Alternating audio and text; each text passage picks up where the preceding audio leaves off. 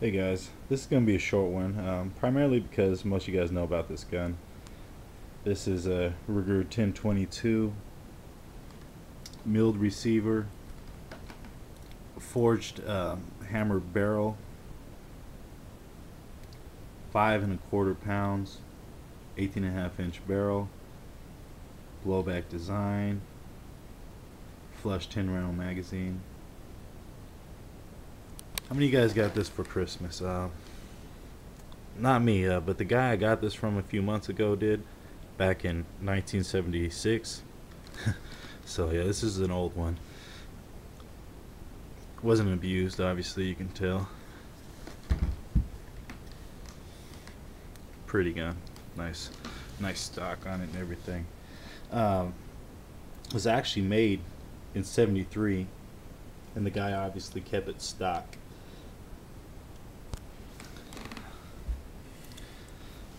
I have no problem with people accessorizing this gun. I mean, this is one of the most accessorized guns in the world, probably right next to the AR-15, maybe the Glock. Yeah, there is some problems with it, but I'll get into that later. It sure is easy to accessorize.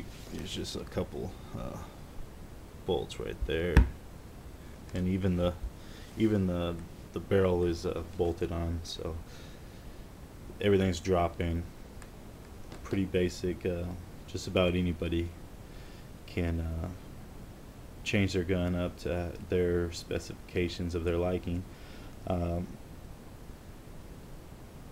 The parts, there is tons of them all over the place. There's quite a few different manufacturers that make just about every part for this gun, so that's not going to be an issue finding parts at all. Me personally, probably would just keep this stock, with exception with maybe the stock, and this goes with one of the things I really don't like about this gun. The only two, is it's really fat right here, and it's just unnecessarily fat. My hand, it fits your hand pretty well, but I'd rather have a thinner grip on my guns. The second issue I have with this gun is it doesn't have last shot hold open. So when your magazine is empty, you hear click, and just really hate to hear that when I'm shooting. It doesn't damage anything, but still I like that last shot hold open. So yeah, I mean, that's pretty much the only two issues I have with this gun. It's a sweet gun, and I don't really, that's not a big issue at all. Like I said, you can get pretty much any style of stock you want for this gun, so if it's really that big of an issue, I will change it out to maybe a Butler Creek folding stock. I really like those. I've had that on a couple of different 1022s I used to own. I can't seem not to trade them off. They're just a good topper on a trade, if someone's not budging on a gun. But I believe I'm gonna keep this one. This is old school. I like it. Which brings me to the topic. They still make this gun just about the same way. The only couple different, few different changes they made is they changed the wood. I think they went to a cheaper wood. Buttstock, trigger guard, and the barrel band are all polymer nowadays, which is an issue. I heard the trigger guard actually can take a little bit more beating than this metal one, but I still like metal, so I like the older version a little better. The bolt release on this, I mean, it does have a bolt hold back, but it's a little tricky to maneuver with one hand. Let's see if I can't do it. I'm gonna set this down for a second. Okay, so the problem with people not knowing how to use this thing, it gets locked back there somehow, and they start jiggling it, pushing the bolt release right here and pulling it back. It's real simple.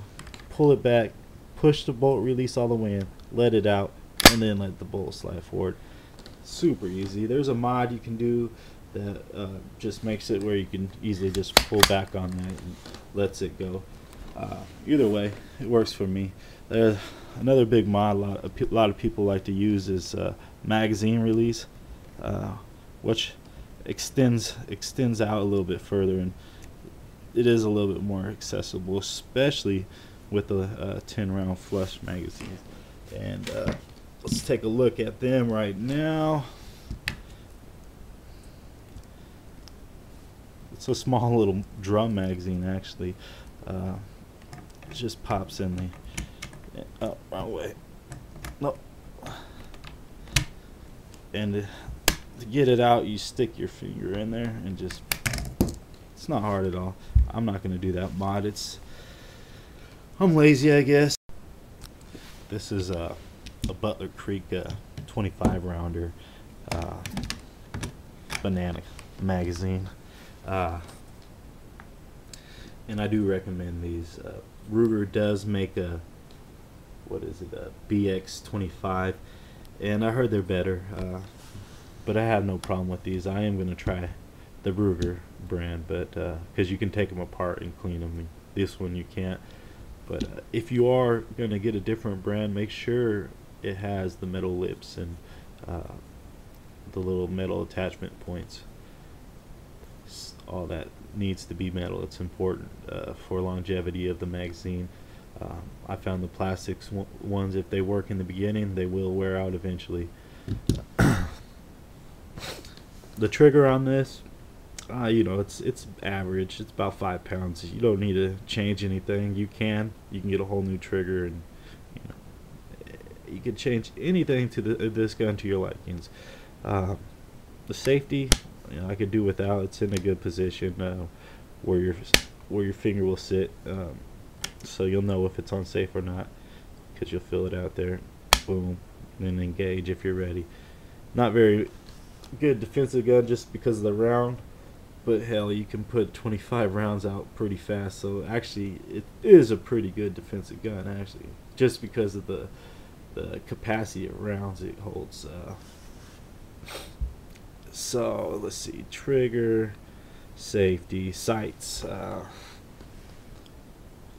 It's got a bead front sight.